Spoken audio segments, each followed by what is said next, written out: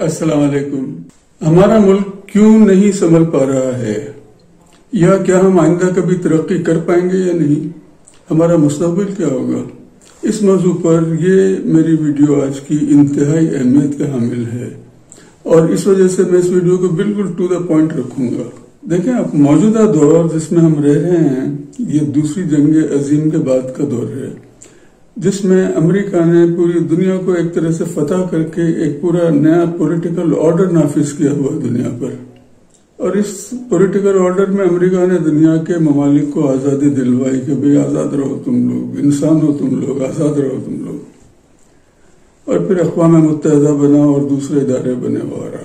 تو موجودہ دور یا اس ایج آف امریکہ یا امریکن ایج میں ترقی کرنے والے جن ممالک نے ترقی کی ہے دوسری جنگ عظیم کے بعد، ان کی ہسٹری دیکھ کر اور ان کا روڈ میپ اسٹڈی کرنے کے بعد مجھے مندرجہ ذیل حقائق کا علم ہوا، جن کے متعلق میں سمجھتا ہوں کہ ہم سب کو جاننا ضروری ہے ان حقائق کا، کیونکہ ان معلومات کے بغیر، ان حقائق کے بغیر یہ سوالات جیسے ہم مستقل قسم پرسی کا شکار کیوں ہیں آخر پچھلے 70 سالوں سے لگے ہوئے ہیں، یا ہمارے محب وطن لیڈران ملک کی بہتری کے لیے کام کرنے میں کیوں ناکام ہوتے ہیں، کیوں وہ کام نہیں کرتے، what is stopping their hands.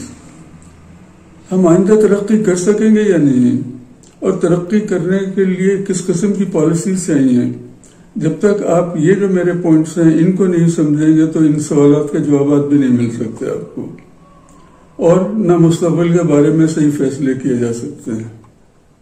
تو لیٹ اس اسٹارٹ. دیکھیں، پہلا پوائنٹ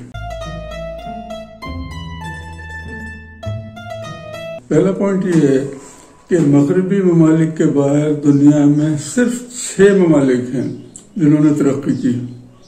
صرف 6 ممالک ہیں مغربی ممالک کے باہر. یعنی اگر آپ مغربی دنیا کے باہر کے جو پسماندہ ممالک ہیں ان کو دیکھیں، جو دوسری جنگ عظیم کے وقت پسماندہ تھے، ان میں سے صرف 6 ممالک نے ترقی کی ہے دنیا بھر میں.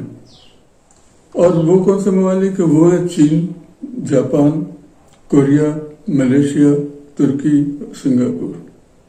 اور کسی نے ترقی نہیں کی. آپ دیکھیں، پورے افریقہ میں ایک بھی ملک ترقی نہیں کر سکا. پورے لیٹن امریکہ میں ایک بھی ملک ترقی نہیں کر سکا، سوائے 1-2 ملک ہیں جو کہ مغربی ملک ہیں وہ. اچھا، اور پورے ایشیا میں، یعنی اب آپ دیکھیں لیٹن امریکہ میں کسی نے ترقی نہیں کی، افریقہ میں ترقی نہیں کی، یورپ تو مغربی ملک ہے. تو اب بچا آپ کے یہاں کیا؟ بچا آپ کے یہاں ایشیا. ایشیا میں صرف یہ 6 ممالک ہیں جنہوں نے ترقی کی یا کر رہے ہیں. یہ ایک انتہائی ضروری، اٹس اے کی پوائنٹ جس کو ہمیں سمجھنا چاہیے. دوسرا پوائنٹ،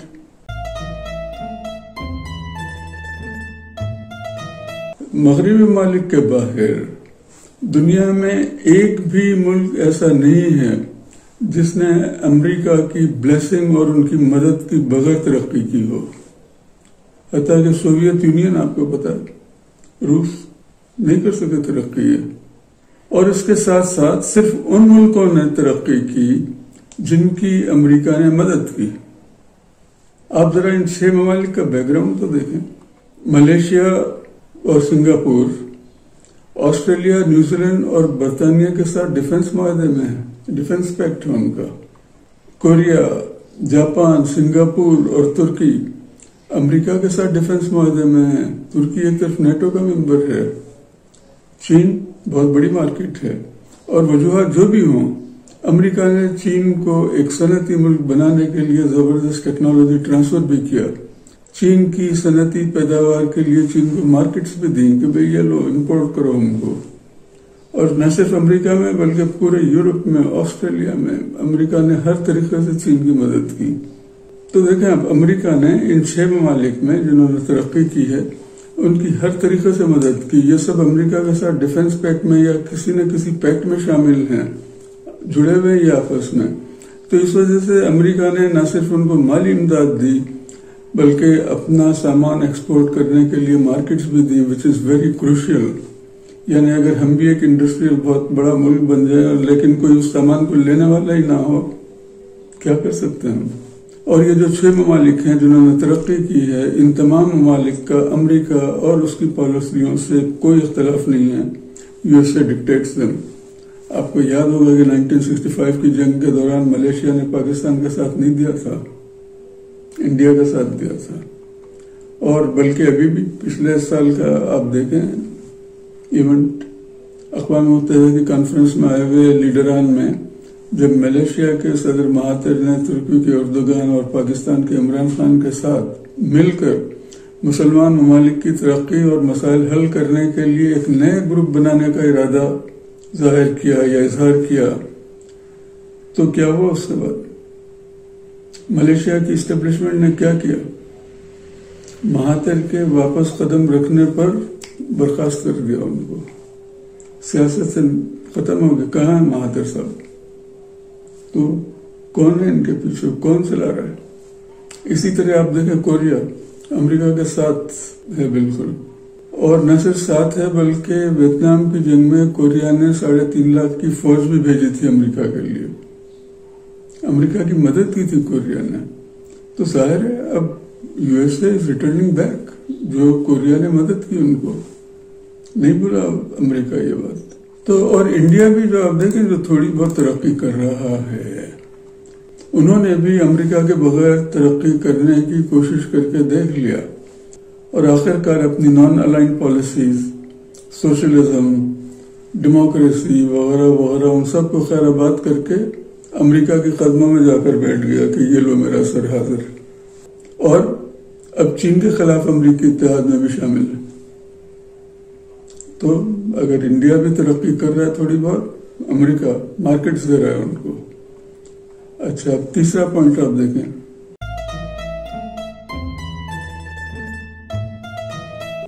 جس ملک نے بھی امریکی پالیسیوں کی مخالفت کی یا سر اٹھایا، امریکہ نے یا تو ان کو جڑ سے اکھاڑ کر پھینک دیا یا ان کا جینا حرام کر دیا.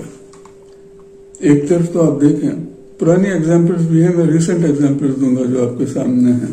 امریکہ نے عراق کا صدر صدام، لیبیا کا صدر کرنل غدافی کیا حشر کیا، اس نے ایگزامپل بنا دیا ان کو دنیا کے لیے.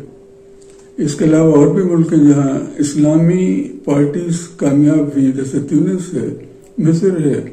وہاں انقلاب لا کر امریکہ نے ان پر اپنا کنٹرول کر لیا.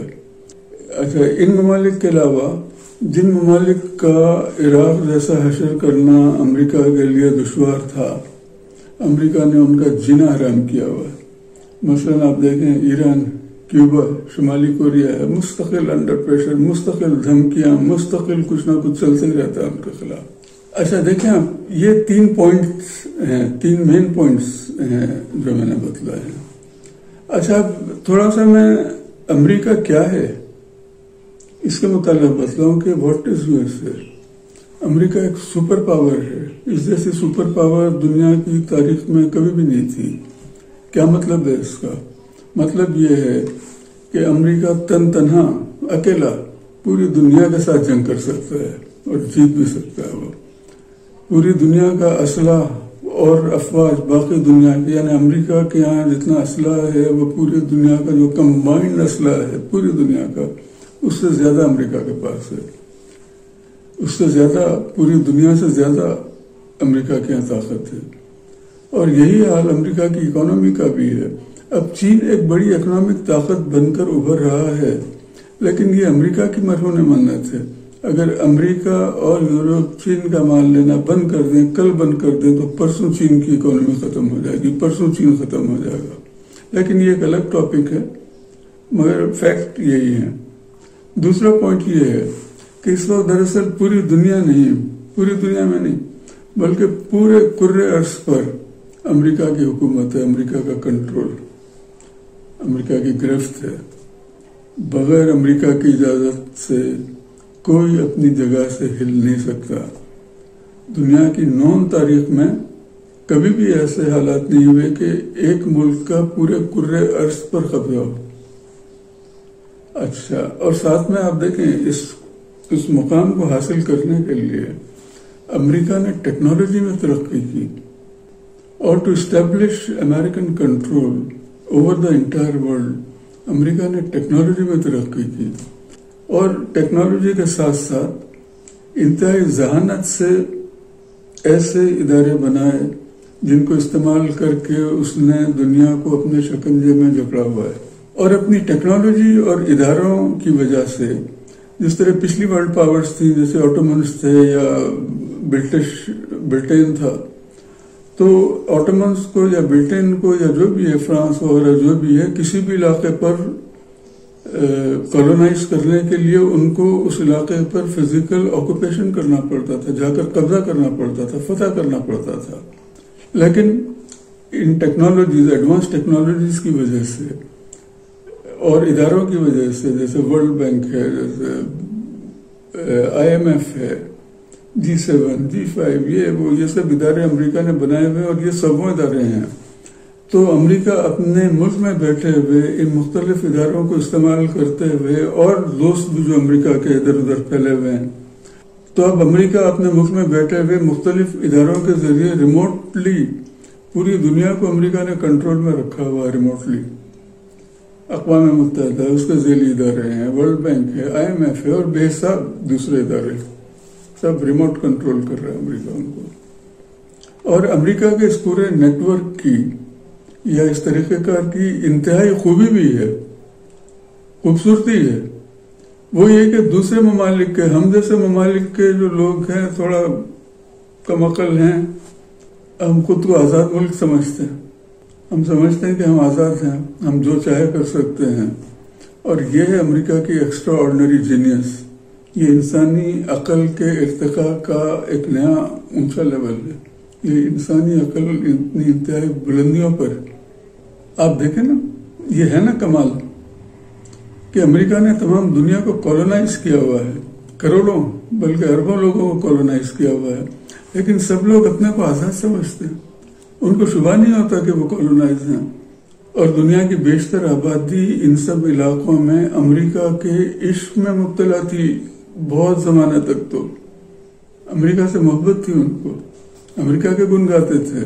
اور حالانکہ امریکہ نے ان سب کے ملکوں کو تباہ کیا ہوا تھا، ان پر بمباری کر رہا تھا، ان کو مار رہا تھا، لیکن یہ لوگ نہ صرف امریکہ کے گن گاتے تھے بلکہ ابھی بھی ان کے پرانے عشق میں کوئی کمی نہیں آئی. کمال کی بات ہے نا. اچھا، تیسرا پوائنٹ یہ ہے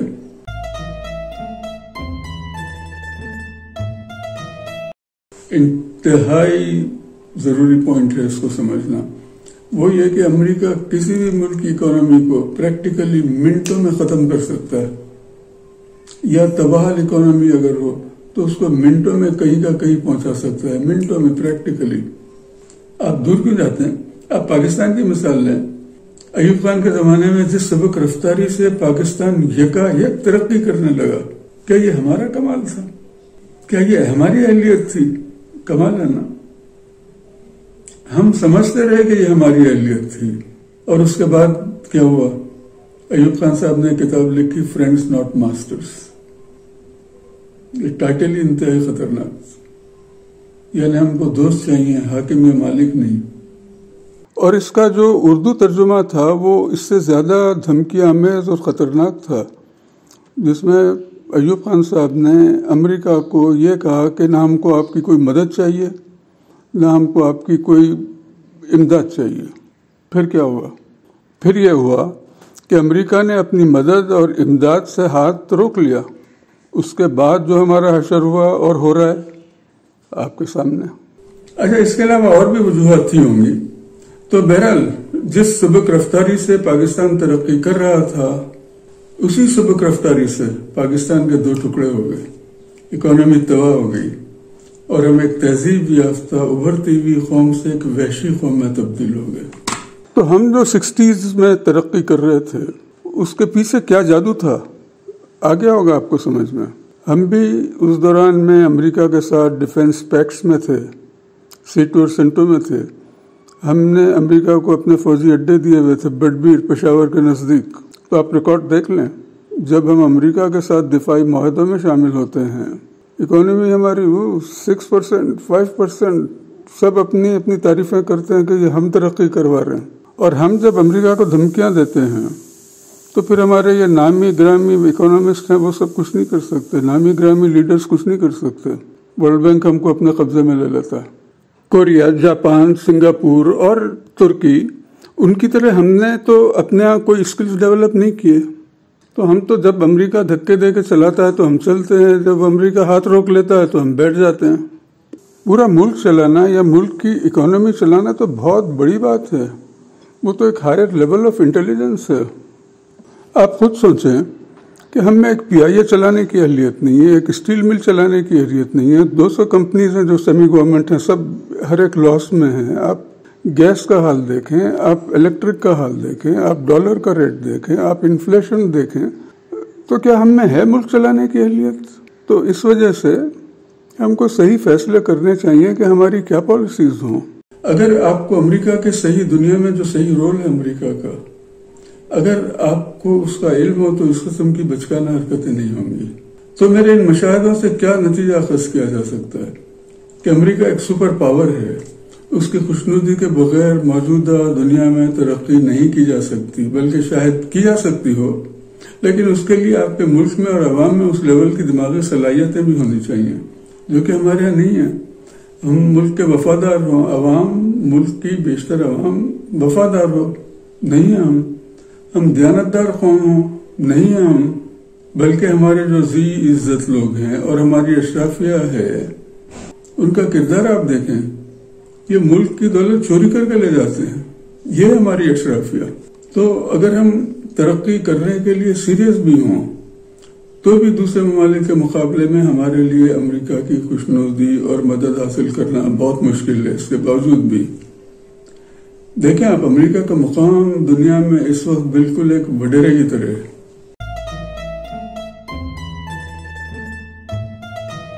دیکھیں آپ، جس طرح ہمارے وڈیرے ہیں، ہمارے سردار ہیں، یہ اپنے علاقے میں ڈیولپمنٹ نہیں چاہتے نا، نہیں پسند ہے ان کو.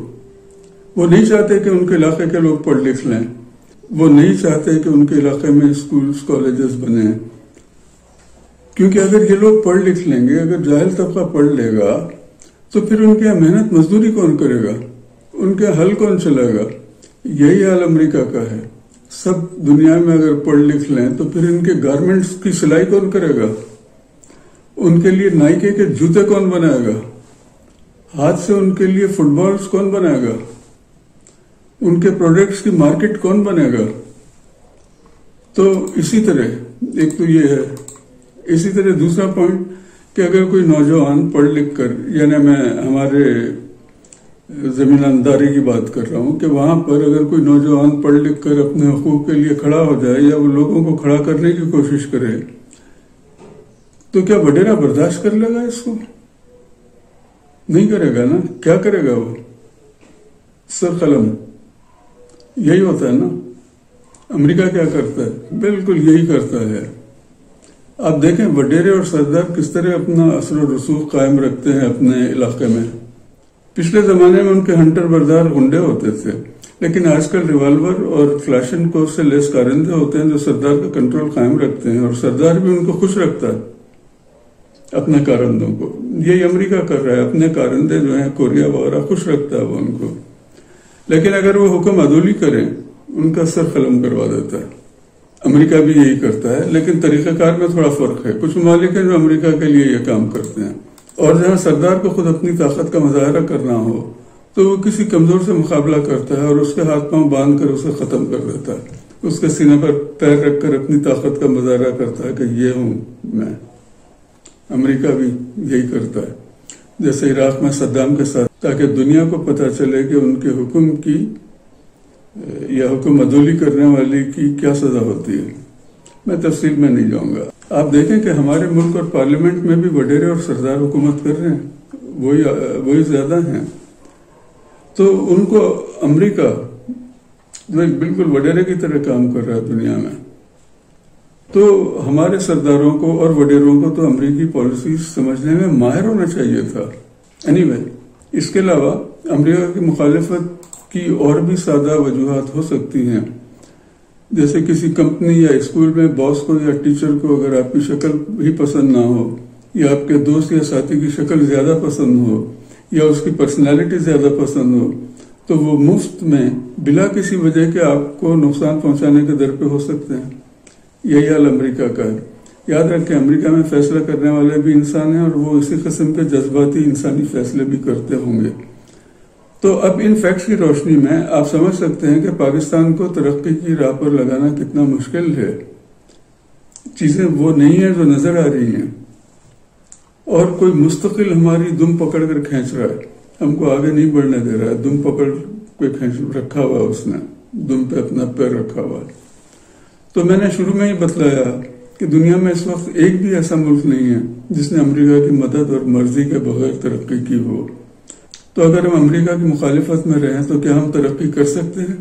ویسے تو ہم اپنے حالات کا ذمہ دار اپنے لیڈران اور سیاستدانوں یا افواج پاکستان کو سمجھتے ہیں. ٹی وی پر ہمارے دانشور ہماری حکومتوں کے نکمے پن اور ان کی کرپشن پر بڑے بڑے تجزیے کرتے ہیں. لیکن یہ دیکھیں, یہ جو اصل وجوہات ہیں نہیں لاتا کوئی سامنے ان کو. اور ہمارے جو ملک چلانے والے ہیں ان کو تو پتہ ہے ان چیزوں کا, لیکن وہ بھی عوام کو یہ چیزیں نہیں بتلا سکتے, ڈرتے ہیں وہ باتیں بتلاتے ہوئے. کیونکہ اگر حکومت یہ باتیں بتلائے کہ ہم اس لیے ترقی نہیں کر رہے کہ امریکہ نے یہ کر دیا, ہم اس لیے ترقی نہیں کر رہے کہ امریکہ نے یہ کر دیا, تو اس کا مطلب ہے کہ یہ اوپن جھگڑا ہے, اوپن کانفلکٹ ہے, نتیجہ اچھا نہیں ہو سکتا اس کا. تو وہ خاموش ہیں. لیکن آپ نے دیکھا کہ کس طرح نواز شریف صاحب نے انڈیا کے خلاف منہ بند کیا ہوا تھا, زپ لگائی ہوئی تھی انہوں نے. اچھا, اسی طرح اپوزیشن ہے, دوسری سیاسی پارٹیاں ہیں, وہ بھی ان باتوں پر بند ہے منہ ان کے. ان کو بھی پتا ہے کہ اگر وہ کچھ بولتے ہیں تو ان کی باری نہیں لگے گی. میڈیا والے ہیں, دوسرے لوگ ہیں, وہ بھی خاموش. ان کو بھی فکر ہوتی ہے کہ بچوں کو اسکالرشپس نہیں ملیں گی, ویزے نہیں ملیں گے.